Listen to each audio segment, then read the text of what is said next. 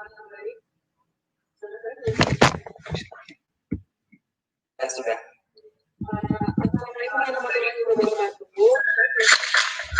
Selamat pagi dan salam sejahtera semua. Kepada MC atas pengumuman yang luar biasa dan seperti yang aktif adalah sebelumnya. Jadi kali ini akan sebagai moderator yang nantinya akan sesi diskusi ini yaitu SOS atau dalam series comment sharing yang perdana banget. Yang temanya kali ini yaitu How to be Influencers Indonesia. Nah, sebuah tema yang sangat dekat dengan kita tentunya dan seperti yang sebelumnya ini masih dasar terus juga nanti bakal banyak sharing biasa. Dan kali ini kita kedatangan dua pembicara kita yaitu Mbak Riztia Akarini dan juga Mbak Penny Witantapiwi. Mbak Riztia Akarini itu berprofesi sebagai pelawat dan Mbak Penny berprofesi sebagai pelawat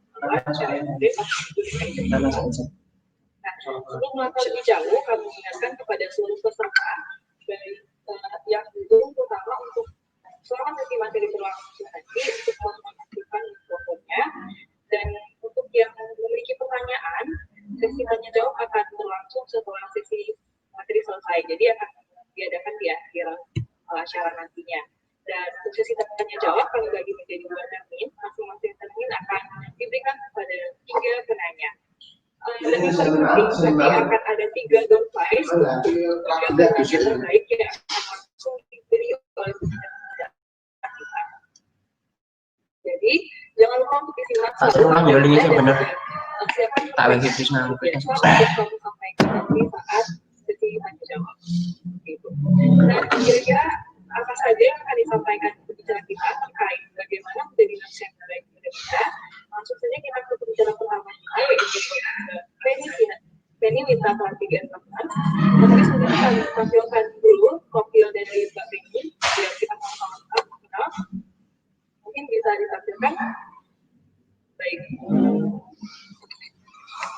Mbak Penny ini adalah seorang nurse, entrepreneur dan juga volunteer yang aktif di masyarakat. Untuk pendidikannya sendiri, Mbak Penny merupakan angkatan 2009 di Mempelawatan Universitas Gajah Mada dan pengalaman kerjanya di RS Premier Jatinegara pada tahun 2015-2017 sebagai pelawat pelaksana dan duta hand hygiene.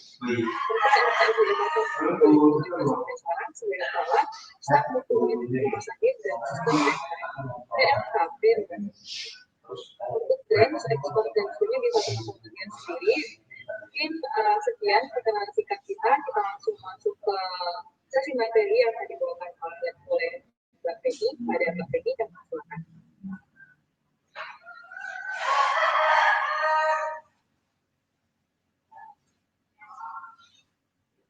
Maaf Mbak Penny di ini. Halo, selamat pagi, kedengeran? Iya Mbak. Iya, saya screen ini dulu ya. Share screen-nya dulu sebentar. Bisa belum ada kok. Yes. Yes. Ya, semangat pagi semuanya. Assalamualaikum warahmatullahi wabarakatuh. Terima kasih buat teman-teman yang sudah bersedia untuk hadir. Terima kasih buat teman-teman juga yang hadir dari PSIKM tahun GPM 2009 sudah memberikan kesempatan untuk saya menjadi pembicara pertama ya. Terima kasih juga buat adik-adik Hibika yang sudah menyediakan waktunya untuk menyediakan acara seperti ini. Semoga pemaparan saya ini akan bermanfaat untuk adik-adik. Jadi saya di sini akan memaparkan bagaimana menjadi perawat klinis di Indonesia. Perkenalkan, nama saya Penny Witantapiwi. Biasanya dipanggil EIY. Saya ini alumni PSIKM GPM tahun 2009. Kalau misalnya sebagai seorang profesional, saya bekerja sebagai perawat di RSUD Pasar Minggu Jakarta. Tapi kalau misalnya lagi waktu senggang, waktu putih, saya biasanya lagi bergelut nih mencoba menjadi pebisnis awal sama ikut acara-acara volunteer di bagian acara seperti itu. Sebelum kita mulai, saya mau sharing tentang bagaimana perjalanan karir saya ingin mencoba mendoktrin, bukan sih, kayak memberitahu teman-teman bagaimana cara prinsip-prinsip apa aja yang harus dipegang sebagai perawat klinis. Jadi kalau misalnya banyak perawat yang sudah bekerja lupa tentang prinsip seperti ini, prinsip ini. Jadi pertama itu saya ingin menekankan kepada teman-teman kalau misalnya perawat itu adalah caring itu dalam artian caring itu merawat apa aja yang dirawat, yang dirawat itu banyak, kayak misalnya pasien, keluarga pasien, terus habis itu teman-teman kerja pun termasuk ya, kita harus caring terhadap teman-teman kerja, perawat sesama perawat, ke dokter, ke tenaga medis lainnya, terus bisa juga ke karyawan-karyawan, itu juga harus caring. Nah, mereka itu adalah manusia. Jadi di sini saya ingin menekankan jangan mengobjekkan orang, jangan mengobjekkan keluarga pasien, jangan mengobjekkan pasien. Jadi kita juga di sini harus memanusiakan manusia. Jadi ingat perawat itu caring how to be humanity itu harus humanity itu harus dipegang banget di sini. Jadi ingat ya, perawat itu caring. Terus kedua, perawat itu adalah kolega. Kolega ini maksudnya jangan beranggapan kalau misalnya perawat itu sebagai bawahan. Kan biasanya banyak tuh yang bilang perawat itu sebagai bawahan. Nah, itu jangan sampai kalian berpikiran seperti itu. Kalian itu adalah kolega, kalian adalah mitra dari tenaga medis lainnya. Jadi di sini saya ingin menekankan juga bagaimana kalian tuh harus menampilkan kalau misalnya kalian tuh mitra dari mereka. Jadi kalian harus menampilkan hard skill kalian, soft skill kalian. Jadi jangan melempem kayak gitu. Terus yang ketiga, perawat itu adalah iron itu besi. Saya tekankan di sini kenapa? Karena sebagai perawat klinis kita itu benar-benar ditempa, apalagi awal-awal jadi klinisi tahun-tahun pertama itu benar-benar kayak ditempa habis-habisan. Jadi kalian harus tahan banting, harus beradaptasi dan sebagainya. Jadi kalau misalnya kalian kayaknya lemah banget nih hatinya dan fisiknya gitu, mungkin kalian nggak cocok untuk di klinisi sih seperti itu. Terus yang keempat, perawat itu adalah artis. Art itu seni, jadi kalian harus tahu seni bagaimana cara mengentertain orang, bagaimana cara menampilkan sisi kreativitas kalian. Jadi kalau misalnya sebagai klinisi, apalagi di rumah sakit umum, di daerah, di pedalaman itu banyak hal kayak misal ilmu-ilmu yang bisa diterapkan di rumah sakit kota itu tidak bisa diterapkan di rumah sakit terpencil. Itu kalian harus bagaimana caranya sekreatif mungkin menjadi artis untuk mengaplikasikan ilmu-ilmu yang sudah kalian dapatkan seperti itu. Terus udah kalian pegang nih prinsip-prinsipnya, terus aku juga pengen ngasih tahu kayak ngasih tahu gitu gambaran klinis. Kalian cocok nggak sih sebenarnya jadi klinisi, jadi perawat klinis itu? Apakah kalian punya sifat seperti empati? Empati di sini artinya adalah kalian itu mempunyai rasa ikut hanyut, ikut menempatkan diri misal ke pasien ya. Kalau waktu kalian masak NGT nih, masak sama NGT, apakah kalian punya rasa empati? Maksudnya dalam artian kalian menempatkan diri sebagai sebagai pasien gitu. Jadi jangan sampai NGT yang kalian masuknya itu sakit, kayak gimana caranya kalian berempati, apakah kalian punya rasa empati yang tinggi atau tidak. Kalau misalnya kalian tidak punya rasa empati, aku saranin sih kayaknya mungkin kalian nggak cocok kali ya jadi klinisi seperti itu. Kedua, kalian harus punya rasa critical thinking. Jangan sampai perawat-perawat yang klinis, apalagi lulusan dari S1 nurse gitu, itu tuh harus ditekankan banget rasa critical thinkingnya. Jadi jangan sampai kalian hanya bergantung kepada dokter, kalian hanya bergantung kepada satu profesi aja, tapi kalian juga harus berpikiran kritis gitu. Misal ketemu pasien, kalian di rawat inap, terus ketemu pasien tiba-tiba langsung suster mohon maaf saya sesek. Jangan sampai kalian tuh pikir bilang iya Pak tunggu dulu ya, saya mau kasih tahu dokter dulu. Tapi jangan sampai kayak gitu. Kalian tuh harus berpikiran.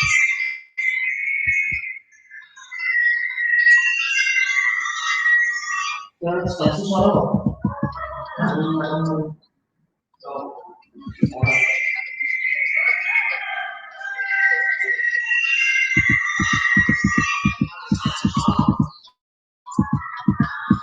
kalau misalnya sesuatu harus dipasang pas dulu yang pertama seperti itu. Jadi critical thinkingnya harus benar-benar diasah.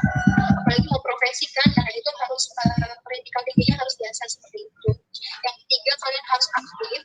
Di sini dalam artian ya itu tadi, kalian jangan hanya cuma menunggu instruksi dari satu profesi, tapi kalian juga harus aktif.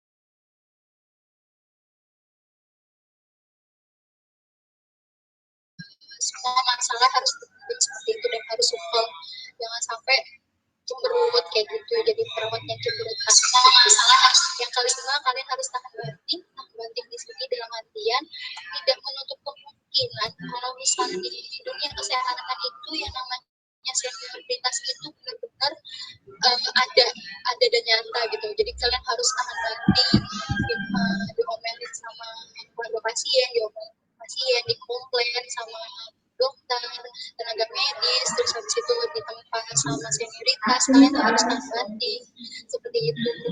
Terus habis itu yang keenam, kalian juga harus punya rasa kerjasama yang tinggi. Jika kalian merasa nih, misal kalian merasa kayaknya aku mengerjakan sesuatu ini kayaknya nggak bisa deh, maksudnya tidak mempercayai orang, tidak bisa nggak percaya sama orang, terus nggak bisa kerjasama, itu kayaknya kalian nggak cocok untuk di klinisi. Karena kenapa? Karena jadi perawat klinisi itu memang harus ditekankan rasa kerjasama, karena tidak bisa mengerjakan satu kegiatan tuh tidak bisa dikerjakan oleh sendiri, pasti kita butuh bantuan, butuh kolaborasi dari sesama perawat, dari sesama tenaga medis, dari dokter, gizi, ahli, fisioterapi dan sebagainya seperti itu. Jadi harus kerjasama. Terus yang ketujuh, kalian harus multitasking dalam artian kalian mulai dari sekarang belajar untuk menjadi orang yang multitasking. Jadi tidak menutup kemungkinan kalian akan ditempatkan di suatu rumah sakit yang terpencil, yang di sana keterbatasan SDM, keterbatasan alat, di mana kalian bisa ada pasien jelek, kalian harus lapor dokter, terus habis itu harus ngecek saturasi, ngecek hemodinamik, terus habis itu harus observasi cairan masuk, cairan keluar, kalian pasang MGT.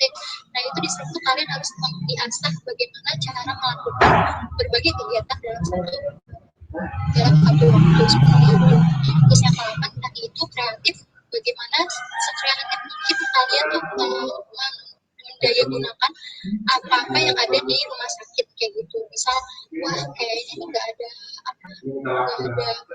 misal kalau buat buang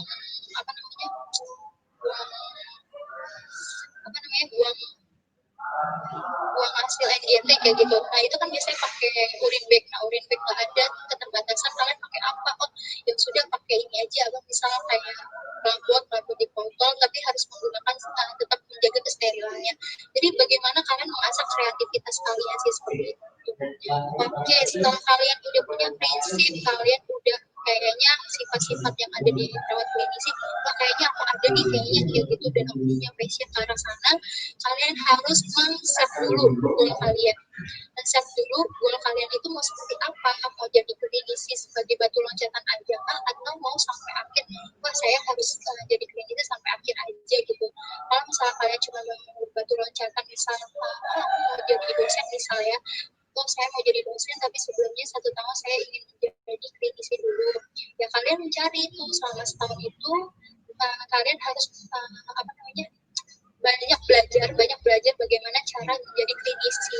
Nah, untuk menyalurkan itu kalian harus mencari rumah sakit yang bisa menyalurkan keinginan kalian seperti itu.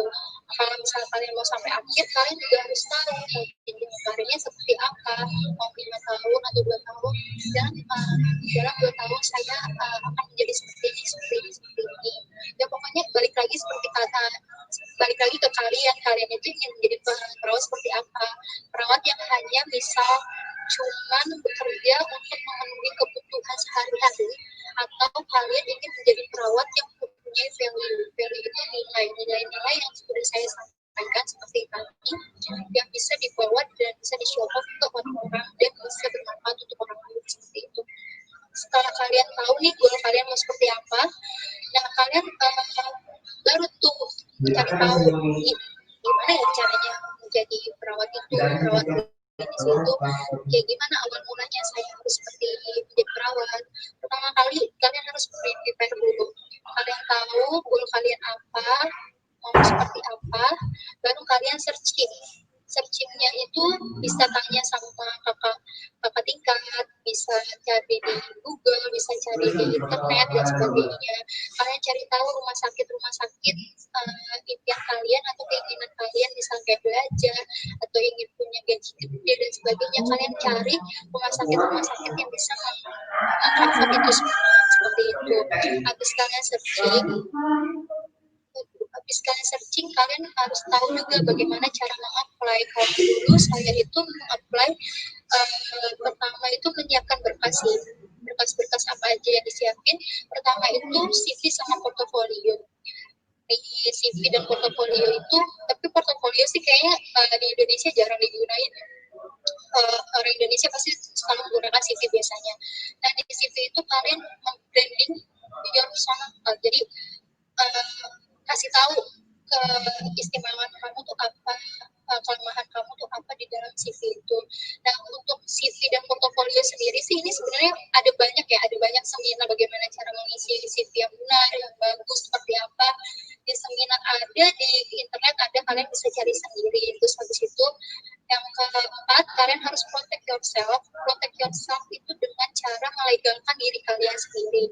Jadi kalian harus memberi bukti, wah saya adalah perawat, saya ada STR, saya ada surat tanda registrasi sebagai perawat di Indonesia. Terus kemudian saya ikut PPNI, kenapa? Karena kalau kalian ikut PPNI, kalian bisa dilindungi jika ada apa-apa dan sebagainya. Gak menutup kemungkinan ya, kalau misalnya di dunia kesehatan itu rentan sekali dengan yang namanya hukum dan pidana. Nah, makanya kita harus melegalkan dan protek diri sendiri dengan yaitu tadi ada STR, ada surat tanda registrasi, ikut dalam PPNI, dan yang ketiga itu nanti terakhir kalian harus ada surat izin praktek. Jangan sampai kalian mau praktek di rumah sakit tapi kalian tidak ada surat izin, kalian mau praktek mandiri tapi tidak ada surat izin, itu bahaya untuk diri kalian sendiri. Untuk STR sama SIP itu juga ada di internet, kalian bisa cari aja. Kalau dulu sih susah banget ya, tapi kalau sekarang untuk STR sama SIP pembuatannya sih gampang ya, saya rasa. Terus yang kelima, kalian juga harus enrich your capability. Jadi kalian harus memperkaya diri sendiri, mengembangkan ilmu-ilmu, mengembangkan soft skill kalian, mengembangkan networking kalian seperti itu. Nah, yang terakhir itu yaitu kalian harus growing up. Jangan cuman puas dengan apa yang ada di diri kalian sekarang seperti itu. Ini saya hanya ingin menjabarkan bagaimana, kan sharing ya, saya ingin men-sharing bagaimana awal mula saya bekerja sampai sekarang seperti itu. Oke, pada tahun 2014 itu saya udah masuk profesi. Nah, di profesi itu mungkin di antara teman-teman ada yang masih profesi atau mau profesi, pasti kalian akan menemukan suatu kegalauan apakah kalian akan menjadi perawat apa, perawat klinis kah, edukator kah, jadi dosen, peneliti dan sebagainya. Di situ kalian akan bergelut gimana rasanya galau banget lah pokoknya seperti itu. Nah, di situ saya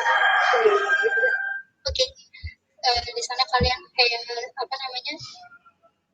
kayak galau seperti itu, sholat istiqoroh dan sebagainya. Pada tahun 2014 akhirnya saya memutuskan untuk yaudahlah, udah kecebur nih, udah profesi juga, udah sekalian aja menyelam melihat dunia kesehatan itu seperti apa. Di sana saya baru menemukan titik, kayaknya passion saya memang di perawat gitu. Saya senang kalau misalnya merawat orang, saya senang melihat orang senang, saya senang melihat pasien seperti itu.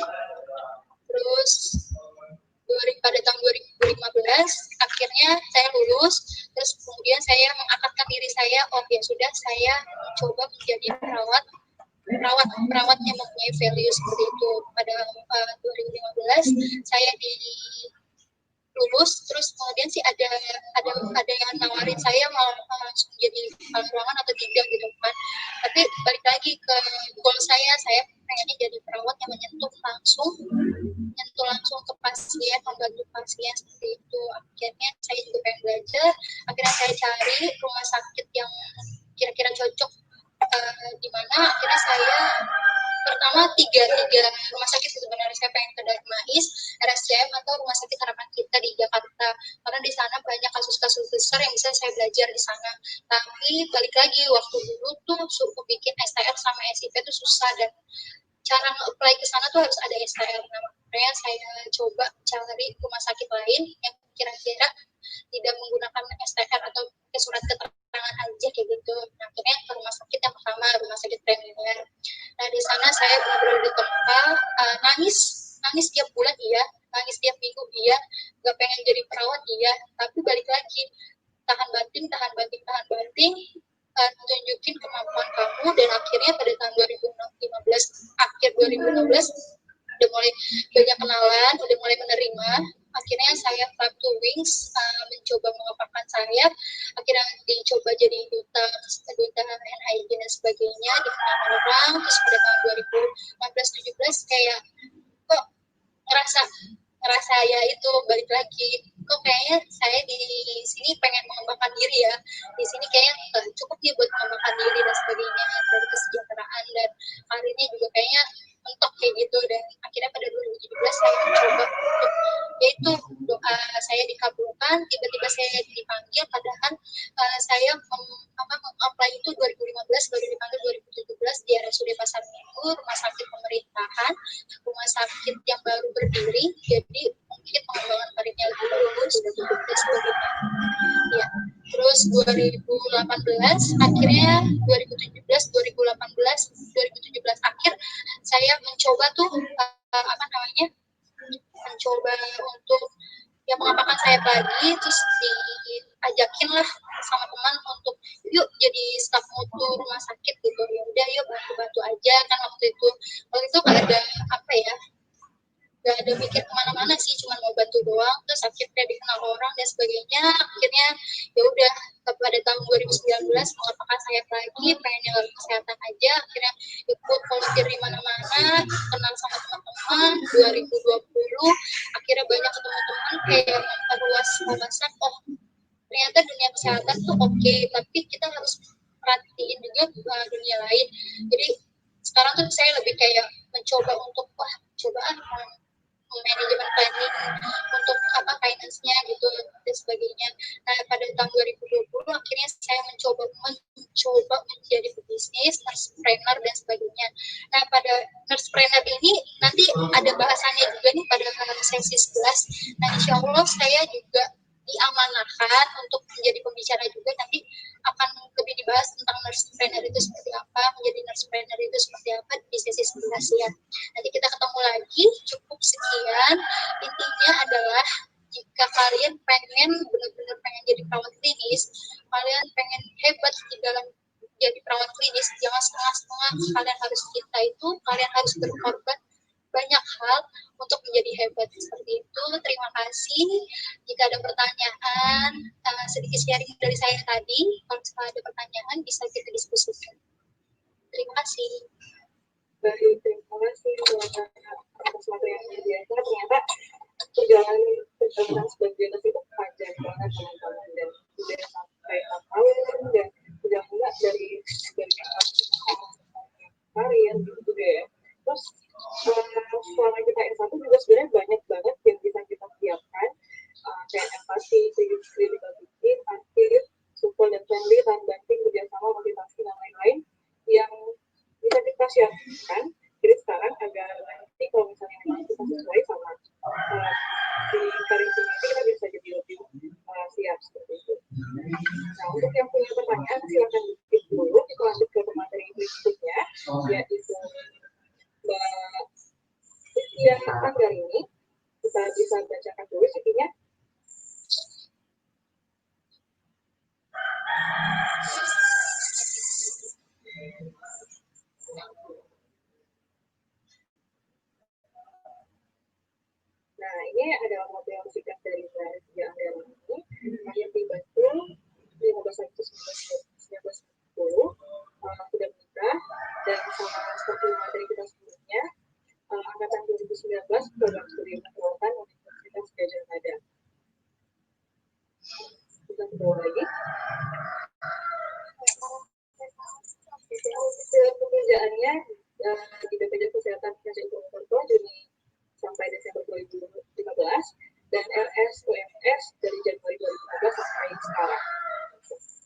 Mungkin sekian perkenalan singkat kita, langsung saja masuk ke materi kedua.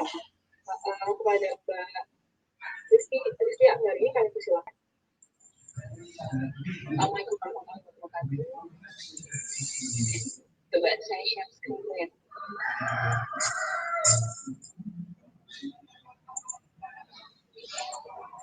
Sudah masuk ya? Sudah bisa dilihat?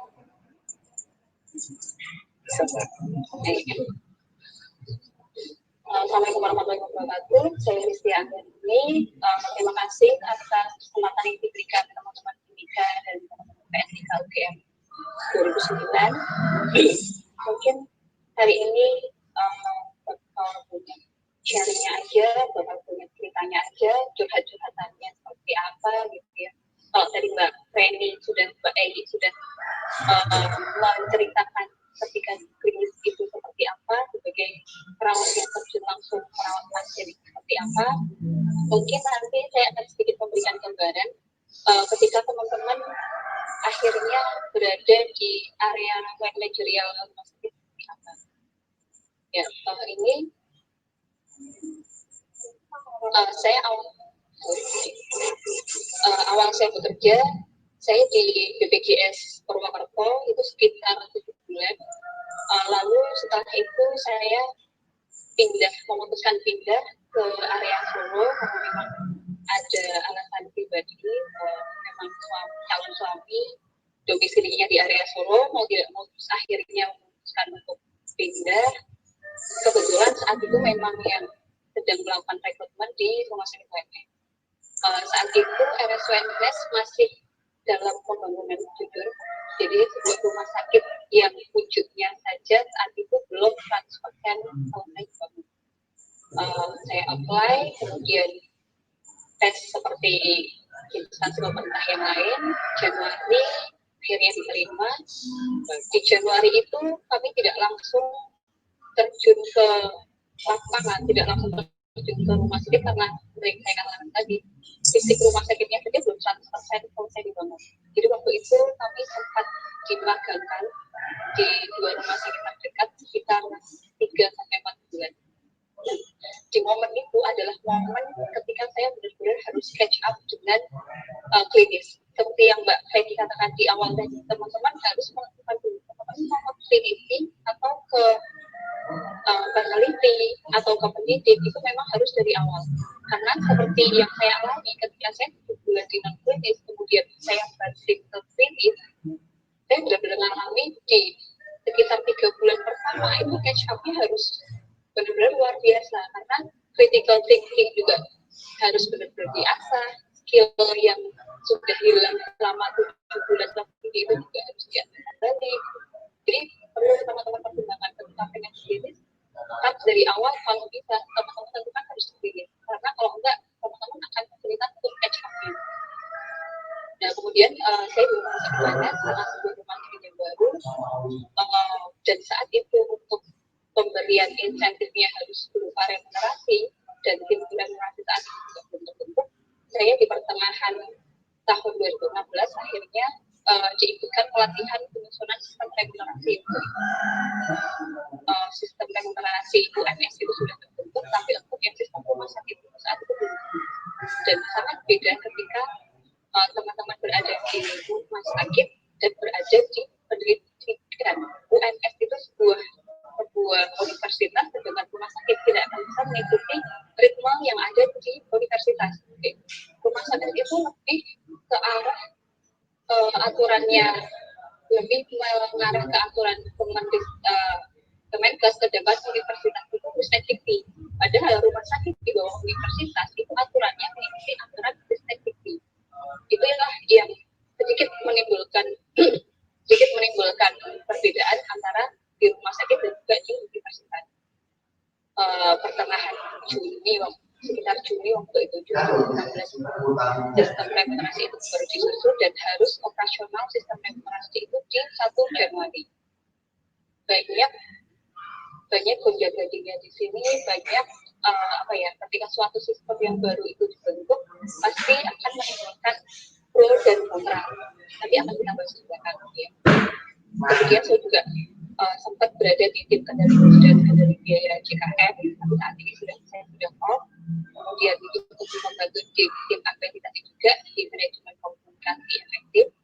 Kemudian sekitar awal 2019, saya baru sekitar 2 tahun diamanahi sebagai kepala ruang di Politeknik. Nah, ini adalah jenjang karir keperawatan yang saya ambil dari draft jenjang karir keperawatan yang ada di KPMI. Mungkin untuk perawat pendidik dan peneliti akan lebih dibahas di sesi berikutnya.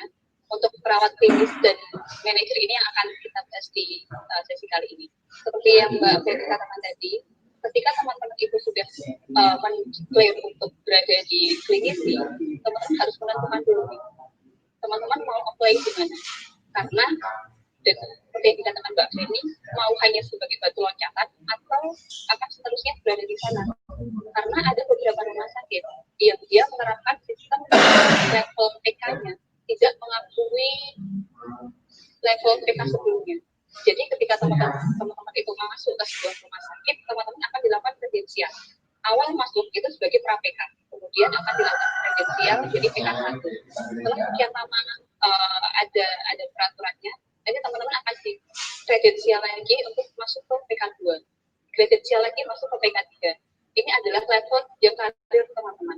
Ketika ada kenaikan level kompetensi, maka biasanya teman-teman juga akan diikuti dengan terkadang rotasi ruangan dan juga untuk remunerasi atau jasa medis teman-teman biasanya juga akan mengalami kenaikan.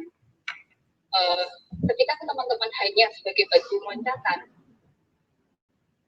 maka teman-teman itu pasti tidak akan sampai di level PK2 atau level PK3.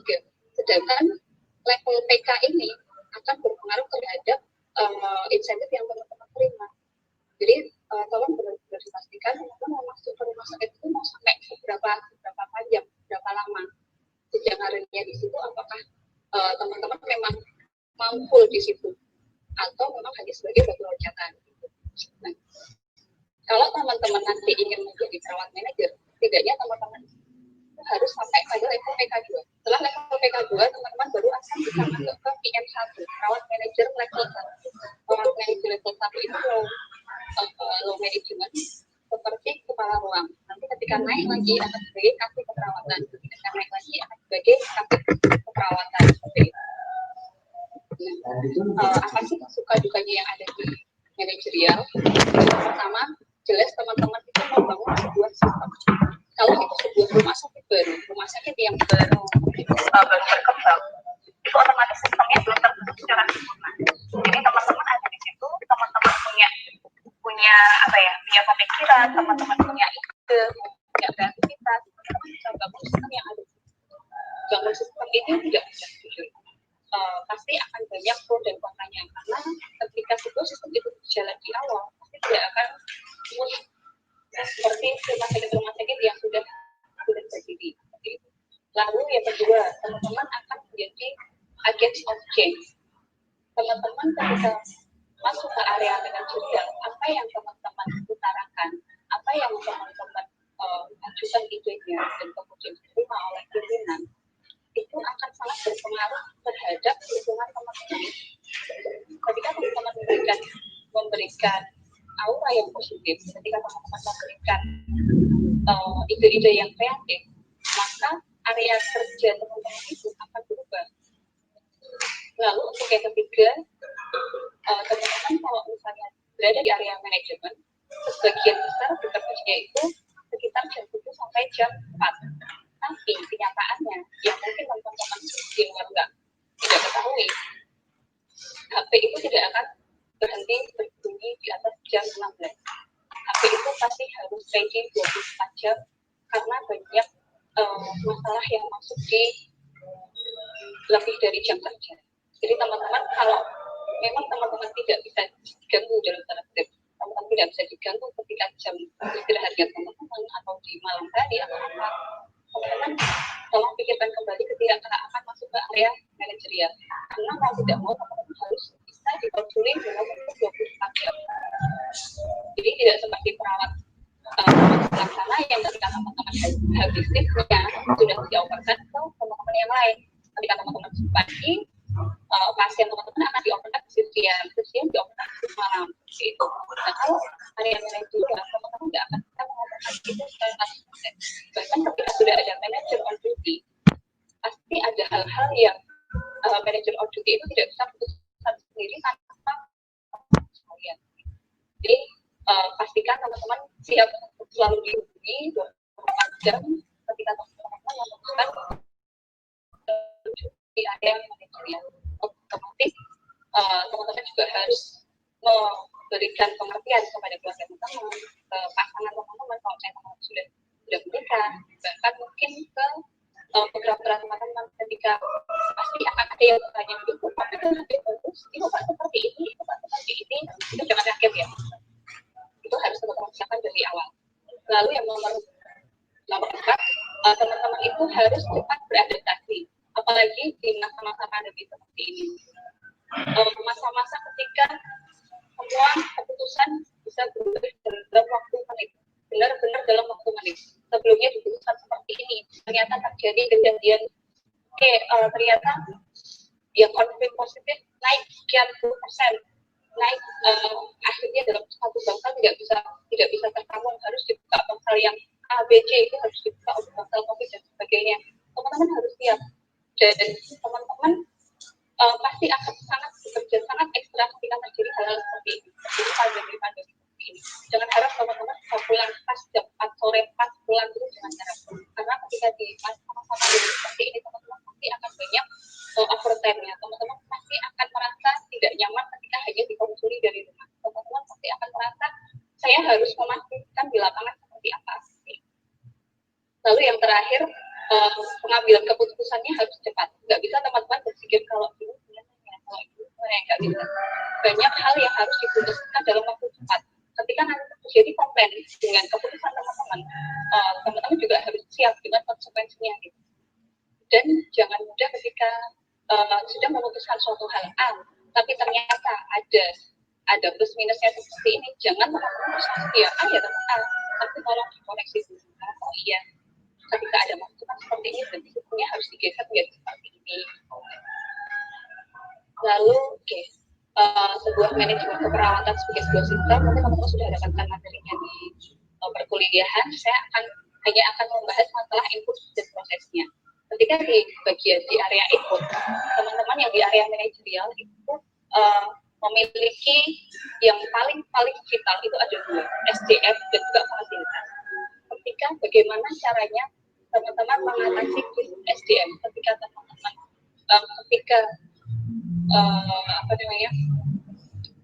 unit teman-teman itu kehilangan SDM karena cuti, karena resign yang mendadak, atau bahkan mungkin karena terkena tracing kontak dengan confirm COVID dan terpaksa harus diisolasi mandiri sekian orang, bagaimana teman-teman mengatasi SDM itu. Jangan sampai kadang ada, jadi gini, ketika teman-teman dalam suatu proses rekrutmen itu ternyata semua yang masuk itu fresh graduate atau masih dalam usia muda semua, teman-teman ada plus minusnya. Plusnya, orangnya masih mudah untuk diajak improve, masih melek teknologi, mudah diajak berubah, tetapi teman-teman harus siap kehilangan dengan SDM yang cukup banyak karena masih dalam usia produktif. Tapi ketika teman-teman itu dapat SDM yang sudah berpengalaman, sudah berumur, mungkin tidak akan terlalu banyak cuti yang diminta oleh SDM tersebut, tetapi untuk proses berubahnya itu yang akan sulit. Jadi untuk poin yang kedua di proses rekrutmen, teman-teman yang masih fresh graduate ini pasti akan dalam suatu proses rekrutmen pasti akan dari pimpinan itu mau yang fresh graduate atau yang berpengalaman. Jadi yang berpengalaman, teman-teman yang berpengalaman ini dia akan memberikan daya tawar, daya saing bahwa saya sudah berpengalaman sekian tahun loh di rumah sakit ini, saya berpengalaman sekian tahun loh di bagian ini seperti itu. Tapi untuk teman-teman yang fresh graduate, teman-teman belum ada pengalaman yang bisa ditawarkan. Tetapi plus minusnya ketika yang berpengalaman ini sudah sekian lama di rumah sakit sebelumnya dan tidak bisa adaptasi dengan rumah sakit yang baru, dia akan membawa gaya dari rumah sakit yang lama ke rumah sakit yang baru, sedangkan belum tentu gaya tersebut cocok diterapkan. Oke. Kalau teman-teman yang fresh graduate, kelebihannya adalah teman-teman ini masih belum terbentuk dengan suatu sistem sebelumnya. Teman-teman hanya mengalami proses profesi ya. Profesi itu dan tidak di satu rumah sakit saja, tapi beberapa rumah sakit. Ketika teman-teman yang lulusan fresh graduate ini masuk ke suatu rumah sakit, itu lebih mudah untuk dibentuk sesuai dengan sistem yang ada di rumah sakit tersebut. Tidak membawa sistem rumah sakit yang lama.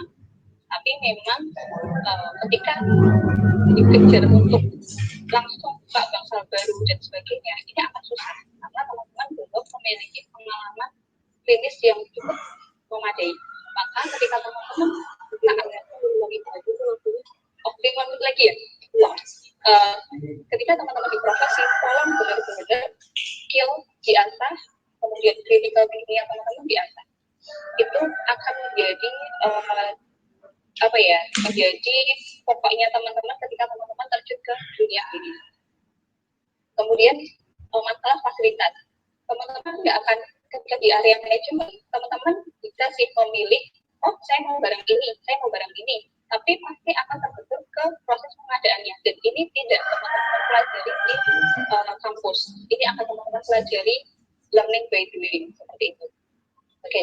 Lalu ketika di proses adalah suatu tugas dan wewenang dari perawat manajer itu untuk merencanakan, mengorganize, mengarahkan, dan juga mengawasi teman-teman yang ada di unit tersebut.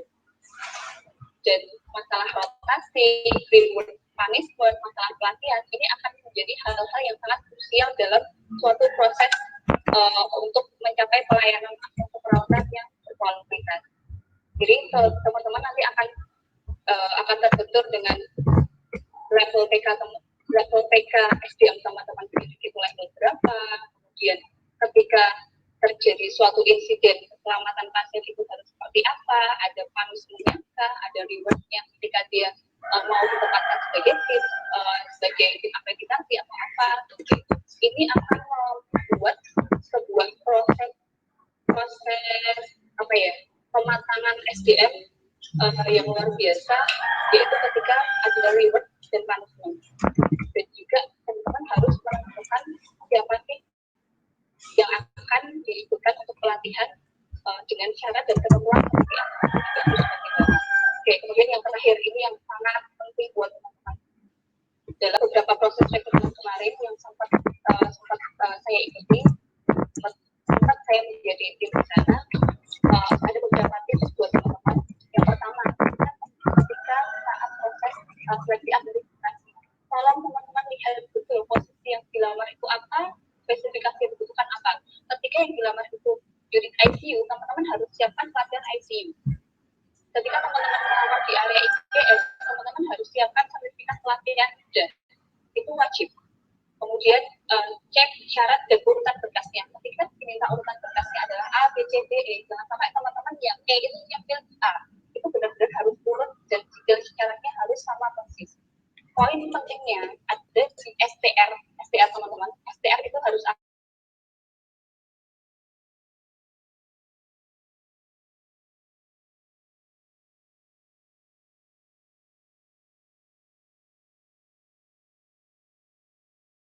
akhir-akhir ini banyak rumah sakit yang tidak mau menggunakan itu. Rumah sakit akan mencari aman ketika SDR teman-teman aktif. Kemudian IPK, pastikan IPK yang dipersyaratkan teman-teman masuk di sana. Dan teman-teman dari alumni UGM itu sudah tertolong dengan akreditasi kualitas dari universitasnya. Banyak teman-teman lulusan luar itu yang gagal karena akreditasi prodi dan unitnya itu masih di bawah yang dipersyaratkan. Teman-teman setidaknya sudah punya satu model untuk proses rekrutmen. Sertifikat pelatihan tolong dipersiapkan seperti yang saya katakan. Nah, kemudian ketika proses ketika di proses wawancara, teman-teman harus benar-benar mengenali tempat yang teman-teman lamar. Apakah itu sebuah rumah sakit baru, rumah sakit yang sudah established, kemudian dibutuhkan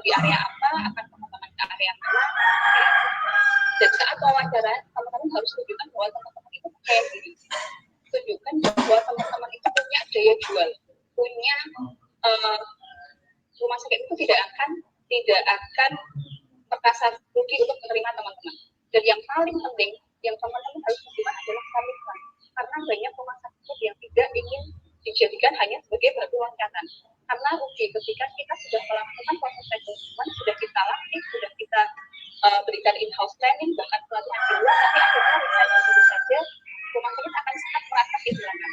Karena itu rumah sakit lebih akan memilih teman-teman yang menunjukkan komitmen, walaupun mungkin IPK-nya tidak terlalu tinggi, tapi komitmennya itu tinggi, dibandingkan PK4, tapi dia langsung bilang, saya akan berencana ke rumah sakit A, rumah sakit besar itu, tapi saya ingin belajar dulu di sini. Karena rumah sakit pasti akan lebih memilih orang-orang yang komit untuk bekerja di situ. Dan juga ketika teman-teman dalam proses wawancara, teman-teman harus tunjukkan minat teman-teman itu di mana, di area IGD, di area Bangsalah, di area ICU, IBS, dan sebagainya. Walaupun pasti teman-teman akan ditempatkan sesuai dengan kebutuhan rumah sakit, tapi setidaknya teman-teman sudah punya minat di sana, sudah ditunjukkan dengan pelatihan atau bahkan pengalaman kerja di sana, atau ketika teman-teman profesi ada peminatan, teman-teman bisa tunjukkan bahwa saya melakukan peminatan di sini sekian lama, saya tertarik karena bla bla bla bla bla, tunjukkan kepada pewawancara. Itu mungkin itu saja dari saya. Nanti kalau ada pertanyaan silahkan ditulis dulu, nanti ada sesi informasional. Itu terima kasih. Terima kasih banyak kepada Mbak Rifia atas penyampaian materinya. Banyak sekali insight baru, wawasan baru yang kita bisa dapatkan, terutama terkait karir bawah manajerial yang penting sekali untuk kita pahami untuk melakukan jenjang karir berikutnya. Dan terutama juga di sini banyak angkatan 2019, jadi mungkin agak abu-abu sama manajerial, dan sekarang udah punya gambaran sedikit banyak tentang perawat manajerial. Nah, berhubung sesi materi kita sudah selesai, jadi kita masuk ke sesi tanya jawab yang pertama. Kami akan berikan kesempatan kepada 3 penanya. Untuk yang mempunyai pertanyaan langsung saja bisa disampaikan lewat chat dan saya bacakan, atau boleh juga untuk langsung on microphone untuk bisa disampaikan langsung. Gitu. Ya, silakan yang di chat ataupun yang mau on microphone-nya. Yang pertama sebenarnya dari Mbak Tri Pandu Jayanti, ya. Silakan disampaikan Mbak. Ya. Baik, terima kasih untuk kesempatannya. Suara saya terdengar jelas tidak ya? Dengan Mbak. Oke, baik. Yang saya tanyakan mungkin untuk kedua pembicaraan kita pagi hari ini, tadi Mbak Rizky dan sama Mbak Aini ya. Yang saya tanyakan, yang saya tahu sampai saat ini sebenarnya perkenalkan saya Pandu, saya dari PSK tahun 2018, jadi sekarang tahun kedua. Tapi untuk informasi terkait profesi perawat sendiri masih sangat minim, jadi yang saya tanyakan agak sedikit apa ya,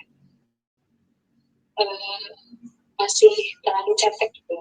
Nah, yang saya tanyakan itu, yang saya tahu terkait perawat klinis itu kebanyakan di rumah sakit.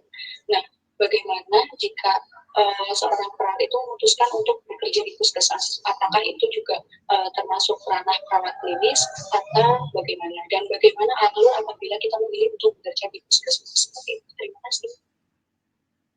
Baik, terima kasih Mbak Pandu atas pertanyaannya. Mungkin dari siapa, Mbak Bini atau Mbak Rizky dulu menjawab? Atau silakan mungkin Mbak Bini dulu menjawab. Ya, terima kasih Pandu pertanyaannya. Jadi sebenarnya klinis itu ada banyak sih ya. Ada yang di rumah sakit, ada yang di klinik, ada yang di puskesmas, ada yang di perusahaan, itu juga termasuk di dalam klinis sih menurutku. Nah, kalau misalnya untuk puskesmas sendiri, sebenarnya puskesmas juga ada banyak ya. Ada puskesmas besar, ada puskesmas kecamatan, ada puskesmas pembantu doang. Nah, itu kamu mau tentuin dulu boleh mau di mana. Yaitu kalau misalnya mau di puskesmas besar, itu termasuk klinis. Nanti alurnya itu biasanya kalau puskesmas langsung masuk ke Dinkes. Kalau misalnya di sini kan DKI Jakarta tuh. Nah, kalau di Jakarta sendiri itu ada Dinkes DKI Jakarta. Nah, di sana nanti ada rekrutmen.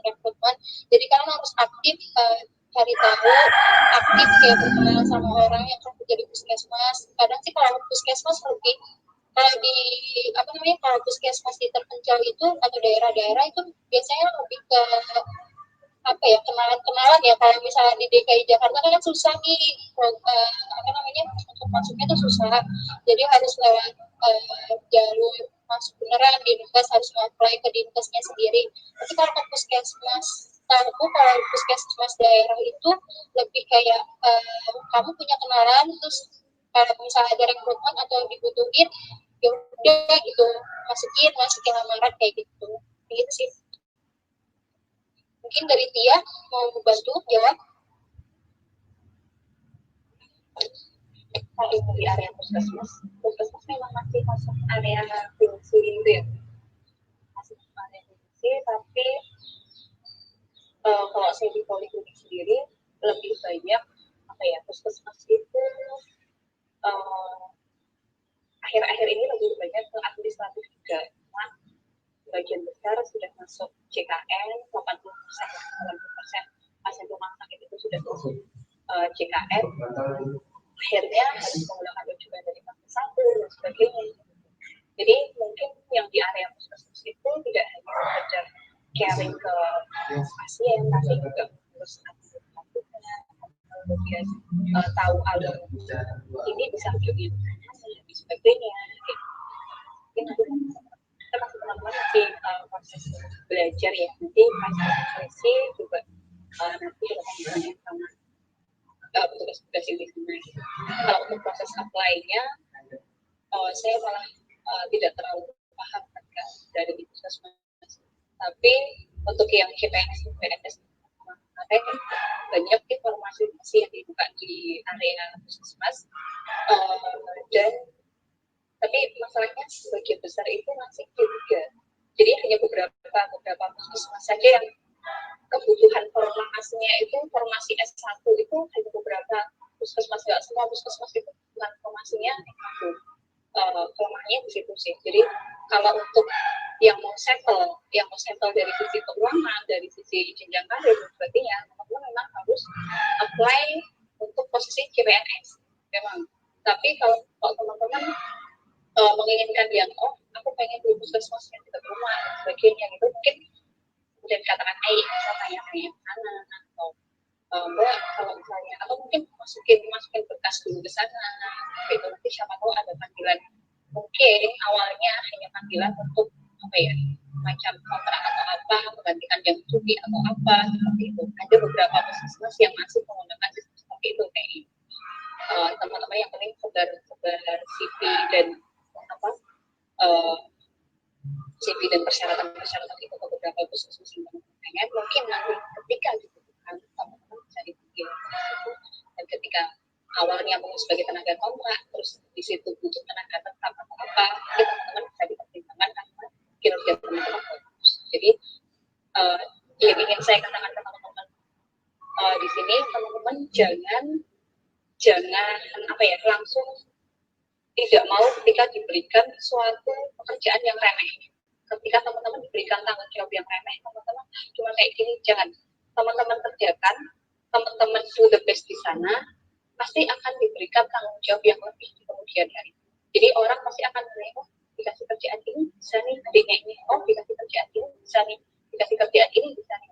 Suatu saat teman-teman pasti akan mendapatkan sebuah tanggung jawab yang besar dari teman-teman menggeluti hal-hal yang kecil. Itu aja sih. Baik, dari jawabannya apakah sudah cukup?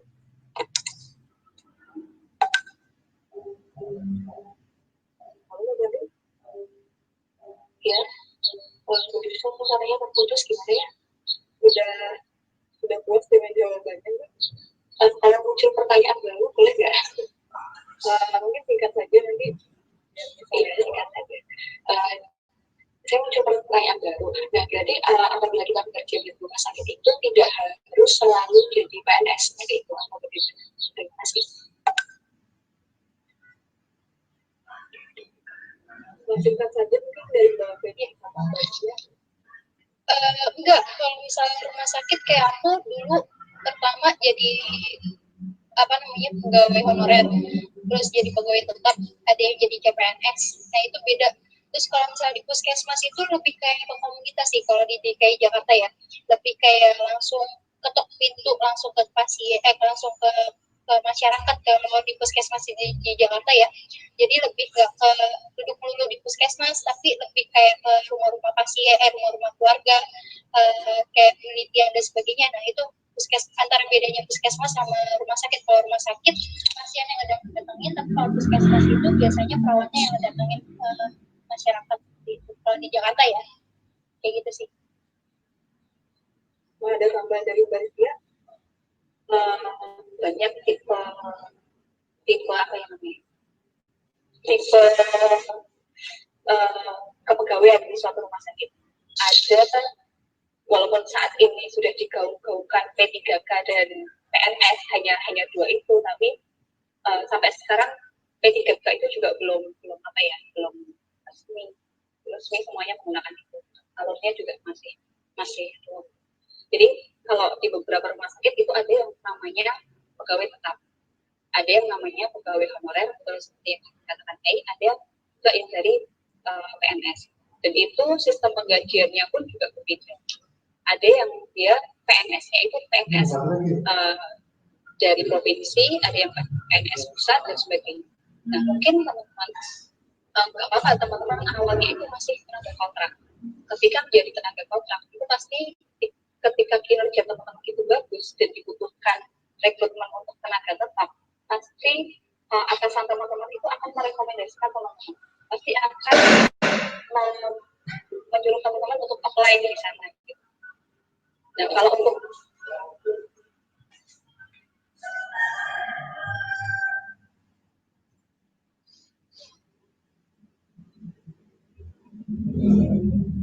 mungkin lagi ada pengumuman, jadi gue mau dulu. Oh ya teman-teman, ada pengumuman 40 soalnya. Ini saya posisi di rumah sakit. Jadi teman-teman jangan minder ketika teman-teman pertama kali apply sebagai tenaga kontrak, karena dari situ teman-teman bisa jadi menjadi pegawai tetap, bisa jadi ketika ada bukaan CPNS, ada beberapa rumah sakit yang ketika sudah menjadi pegawai di situ, ketika teman-teman itu daftar CPNS dan sampai sesi terakhir, sampai ada sesi wawancara itu pasti akan sangat mempengaruhi. Ketika teman-teman sudah pernah kerja di situ, kinerjanya bagus, dan ada orang lain yang baru saja masuk di situ. Misalkan ada si A dan si B. Si A itu adalah pegawai rumah sakit di situ. Si B pegawai rumah sakit lain atau masih fresh graduate atau apalah itu. Nah, di rumah sakit itu ketika mereka melakukan wawancara, memilih untuk pegawai tetap atau CPNS yang ada sesi wawancaranya, pasti akan cenderung memilih pegawai yang sudah bekerja di situ dan menunjukkan kinerja yang bagus. Karena sama aja kayak aku sudah tahu si A ini bagus, kinerjanya bagus, dan dibandingkan si B yang seperti membeli kucing dalam karung, kita belum tahu kinerjanya seperti apa. Dengan si A sudah jelas-jelas dia diberi beban kerja seperti ini, dia diberi tanggung jawab seperti ini, dia bisa. Jadi di proses apa ya, jenjang karir teman-teman itu komitmen teman-teman sangat dibutuhkan di situ. Terima kasih kepada Bapak sama Mbak Rizia atas jawabannya. Kita lanjut ke penanya berikutnya, yaitu dari Mas Tahan Maulana. Kami silakan. Ya, terima kasih guys, dan selamat pagi semuanya. Terima kasih Mbak Feni dan Mbak Rizia untuk materi yang diberikan. Mungkin ada beberapa pertanyaan yang di para manajer tadi, mungkin lebih ke Mbak Rizia aja. Tadi kan sudah di awal di materi Mbak Rizia tadi sudah diberikan.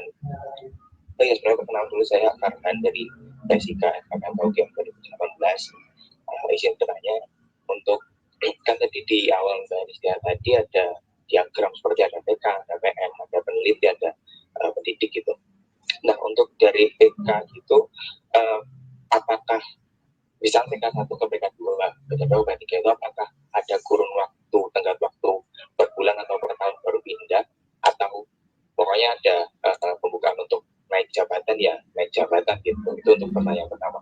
Dan yang kedua mungkin kan kalau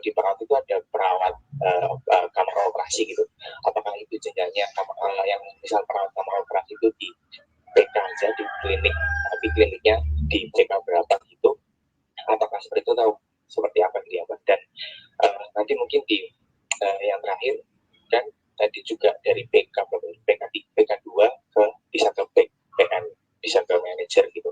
Lah, apakah nanti kalau jadi perawat manajer, apakah yang di jenjang perawat manajer ini akan bersentuhan langsung lagi kepada pasien, atau perawat manajer ini yang hanya mengurusi manajerial rumah sakit, HRD lah seperti itu, atau adakah tugasnya dari perawat manajer ini yang lain seperti itu?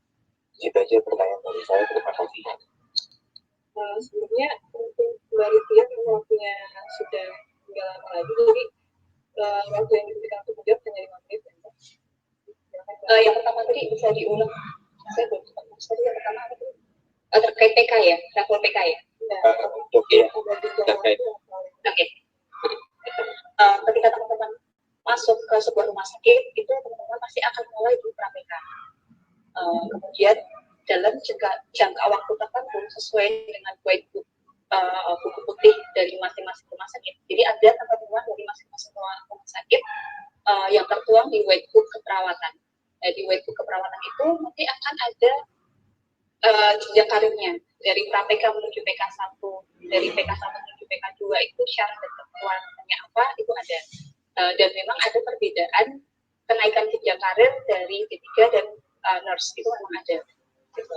Yang pertama, kemudian tadi pertanyaan yang kedua terkait perawat yang BPS. Perawat yang BPS itu syarat mutlaknya dia harus pelatihan mudah, itu syarat mutlak. Kalau di ICU itu masih ada beberapa celah sekian persen kalau tidak salah, sekian persen harus pelatihan ICU, sekian persen boleh tidak pelatihan ICU tapi minimal PK sekian. Ada syarat seperti itu, tapi kalau lebih mudah itu syaratnya harus 100% pelatihan mudah. Kalau enggak, ketika akreditasi itu pasti akan kena. Terus haruskah PK sekian? Itu tergantung dari beberapa rumah sakit. Ketika sebuah rumah sakit itu baru berdiri, otomatis tidak akan mungkin langsung memasukkan di IBS itu harus wajib PK2, PK3, itu akan kesulitan. Tapi idealnya memang perawat-perawat yang masuk di unit-unit khusus seperti IGD, ICU, IBS, HJ itu bukan perawat PK, KPK atau perawat PK1, minimal perawat PK2, idealnya seperti itu. Kemudian yang terakhir tadi, maaf apa ya Mas? Terkait manajer, perawat manajer, apakah berhubungan dengan pasien? Realnya tenaga teman-teman pasti akan banyak terbuang di area manajerial.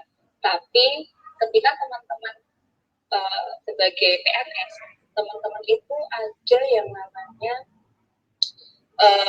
jabatan fungsional tertentu, dan jabatan fungsional tertentu dan KARU itu masih masuk ke JFT, jabatan fungsional tertentu, dan itu bisa naik golongan, bisa naik jenjang jabatan itu ketika teman-teman pegang pasien. Jadi nanti di sana ada bujir-bujir yang harus diisi, misal melakukan asuhan keperawatan terhadap pasien dengan masalah kardiovaskular atau melakukan perhitungan balance cairan dan sebagainya, itu ada masuk di bujir-bujir itu. Jadi mau tidak mau sih kita masih bersinggungan dengan pasien, tapi mungkin persentasenya tidak sebanyak yang teman-teman tahu. Dan kadang kita itu karena pegang pasien pusing, karena terlalu banyak di area manajerial itu pusing. Dan kadang ketika kangen ngobrol sobat, kangen ngobrol sama pasien, nanti keluhannya apa, itu kadang sudah cukup. Ya, tadi yang pertanyaan pertama mungkin di saya masih diputus. Jadi untuk misal PK1 ke PK2 atau ya pokoknya kenaikan dari diagram itu apakah ada pertama atau per bulannya gitu? Atau ya, itu tahunan. Tidak pasti 1 tahun, saya agak lupa. Itu ada tabuannya di masing-masing rumah sakit, di whitebook masing-masing rumah sakit. Itu nanti komite keperawatan dan bidang keperawatan yang akan melakukan proses kredensial sesuai dengan panduan yang ada di whitebook.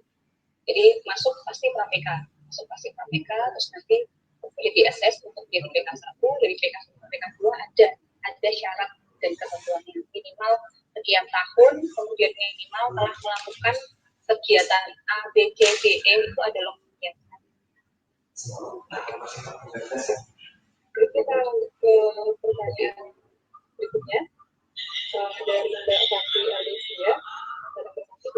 Silakan disampaikan. Ya, terima kasih Mbak Is. Jadi sebelum saya perkenalan dulu, saya Hanti dari Ilmu Perawatan tahun 2018. Saya masih angkatan tahun kedua. Jadi saya mau menyampaikan pertanyaan. Yang pertama, tadi kan poin penting dalam rekrutmen itu adalah SKS, kemudian ada IPK, kemudian juga ada masuk dalam PTNI, dan juga ada SIP. Nah, bagaimana dengan SKP yang biasa ditawarkan dalam seminar itu? Seberapa pentingkah SKP tersebut dalam rekrutmen dan pentingkah bagi seseorang mahasiswa untuk melakukannya? Kemudian saya ada pertanyaan lagi, karena mau jadi nurse di IKT itu alurnya itu bagaimana ya? Terima kasih. Assalamualaikum warahmatullahi wabarakatuh. Ini Mbak berarti ditujukan untuk salah satu atau keduanya? Ego sih kalau mau dijawabnya. Ya. Itu waktu menjawab pertanyaan juga baik. Silakan Mbak Rizky atau Mbak Teni.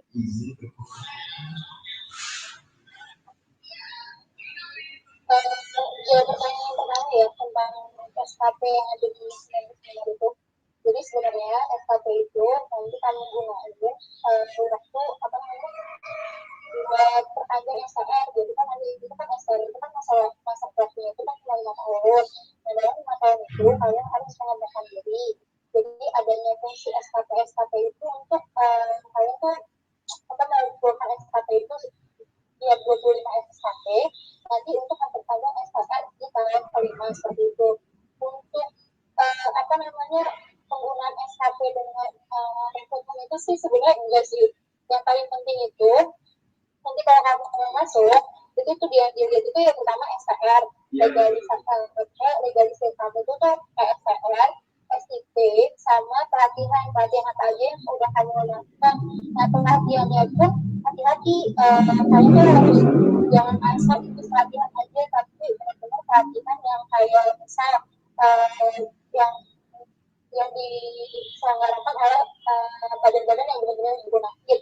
Yang misal BPJS ada beberapa BPJS yang kayak nggak kepake karena memang ternyata penyelenggaranya itu bukan BPJS, bukan dari AGD Dinkes atau yang benar-benar di apa sih namanya benar-benar di ACC gitu. Jadi ada beberapa kayak BPJS dari stikes mana gitu. Nah stikes itu cuma dari misal dari dosen ke dosen. Nah itu bukan KTP-nya banget. Jadi hati-hati kalau misalnya itu pelatihan kayak gitu harus dilihat dulu penyelenggaranya seperti apa dan menentukan SKP-nya atau SKP-nya itu atau pelatihannya itu benar-benar diakui oleh PTNI seperti itu.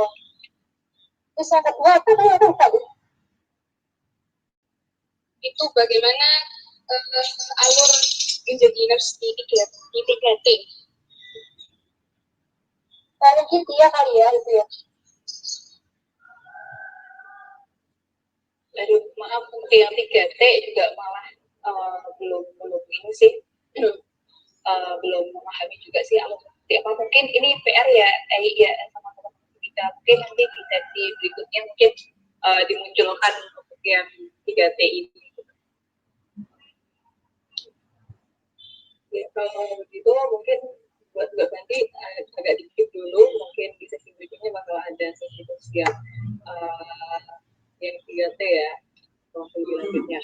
Nah untuk dari tiga pertanyaan sudah selesai. Kita apakah masih ada waktu ini?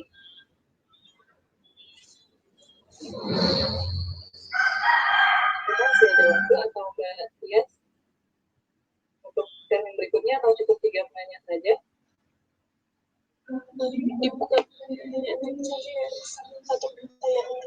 Satu pertanyaan lagi ya. Oke, juga untuk satu pertanyaan lagi terakhir bisa langsung on mic-nya atau langsung di chat.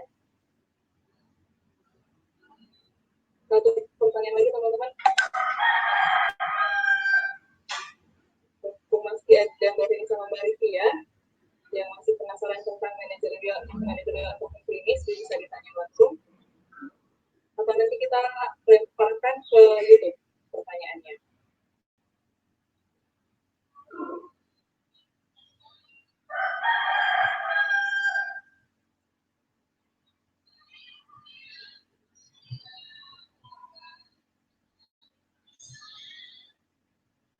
Adakah yang mau bertanya?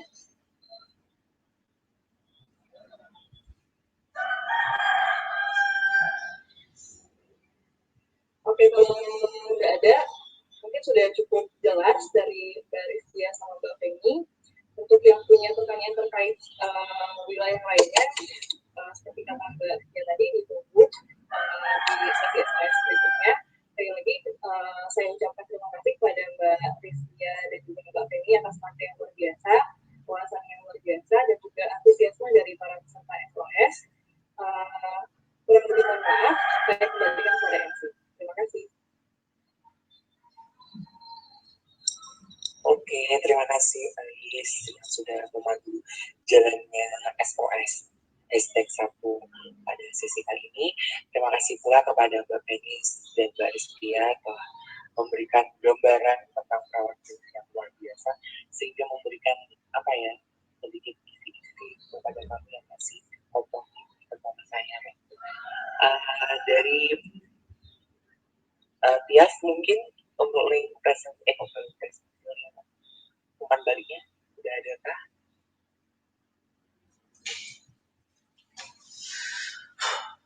Oke. Untuk kakak-kakak dan teman-teman, nanti setelah jalannya sesi ini, boleh sekaligus mengisi umpan balik terhadap SOS saat kali. Untuk selanjutnya, karena tadi sesi awal ada kejadian pengumuman door prize, mungkin dari Mbak bisa menghubungkan untuk mendapatkan door prize.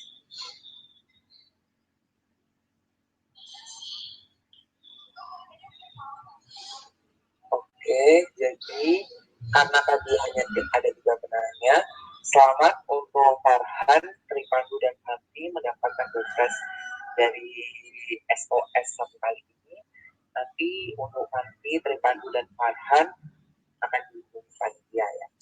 Oke, karena waktu telah menunjukkan pukul 11.02. Mungkin sebelum ditutup, aku mau nanya deh kepada Farhan atau Tripandu atau Hati, gimana nih testimoninya setelah dia datang SOS mungkin bisa diaktifkan mikrofonnya. Ya, terima kasih Krisna. Diaktifkan kameranya juga nggak apa-apa, karena ya kita tahu sampai kemana gitu. Ya karena gitu. Gimana nih tadi pertanyaannya? Testimoninya setelah diadakan SOS. Jadi mungkin dari saya terima kasih untuk penyelenggaraan SOS ini. Mungkin dari yang pertama ini sudah mencukupi apa ya?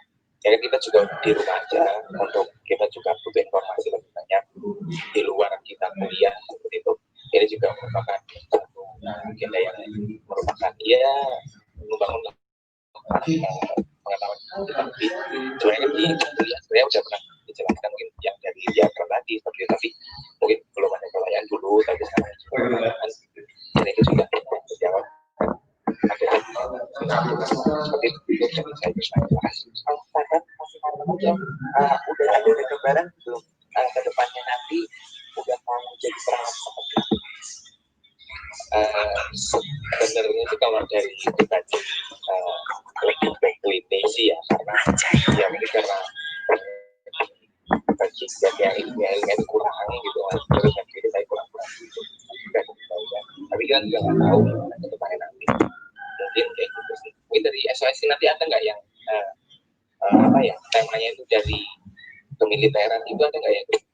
Nah, untuk tema-tema selanjutnya penting banget bagi teman-teman follow IG-nya Lagi di follow aja SKKM KUGM nanti untuk selanjutnya bakal. Oke, terima kasih Farhan. Mungkin dari satu lagi sih, dari yang cewek, dari Fandi atau Tripadi,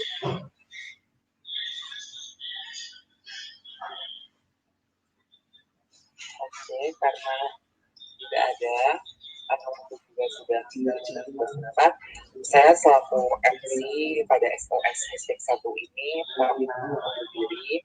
Mohon maaf apabila ada kata yang kurang berkenan atau kurang memberikan jalannya diskusi dengan baik. Mohon maaf. Saya Krisna Hadita pamit undur diri. Dari Kota Jaya. Wassalamualaikum warahmatullahi wabarakatuh. Waalaikumsalam. Terima kasih buat penjelasannya. Mungkin kita bisa foto dulu ya. Saya boleh ambil kamera kalian. Kita foto bersama gitu. Monggo kakak-kakak.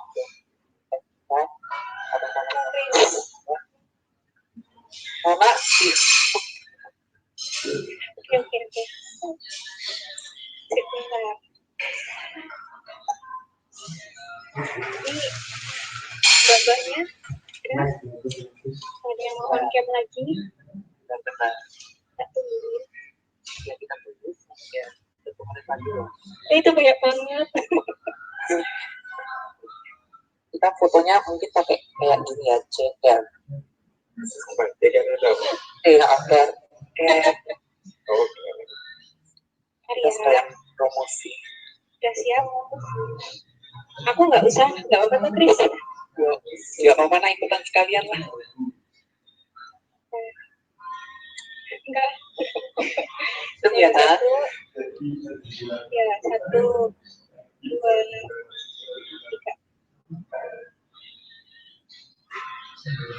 Ya, bentar, 1.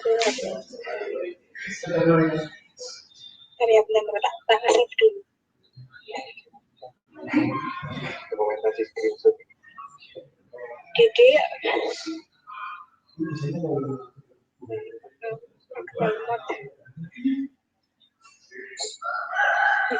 Nanti kalau ada pertanyaan bisa tuh kalau aja IG kita ya Ti. boleh siap juga boleh.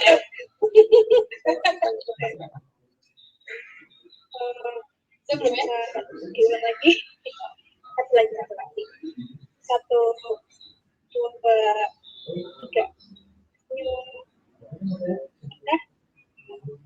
Oke, terima kasih. Terima kasih Inggi, kakak-kakak dari Angkatan 20. Semoga berguna ya teman-teman. Selamat ya. Ya, terima kasih juga kepada kakak-kakak PSI Angkatan 2015, 2011, 2017, serta teman-teman pada 2019 atau teman-temannya untuk bergabung di SOS kali ini. Untuk informasi terkait selanjutnya bisa di follow sekali lagi di follow ini kayak itu teman-teman.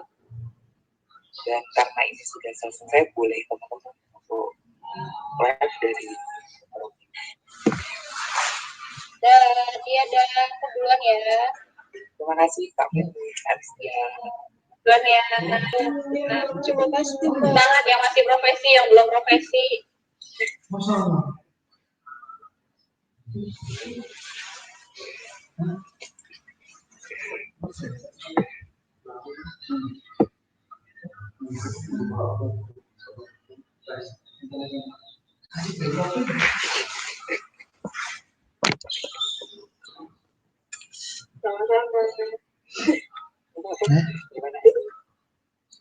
Ini gadis juga ini apa? Nggak ngerti. Oh emang tuh ini. Nice. Open cam. Ini kicau. Open cam gini. Ada yang YouTube nggak berhasil. Iya susah. Mimpi buka kita Keluaran itu udah turun guys. Tapi alhamdulillah dah. Kiri-kiri nggak? Iya di YouTube nggak nyambung. Rambung. Karena pesertanya di komen. Serambung kok, serambung.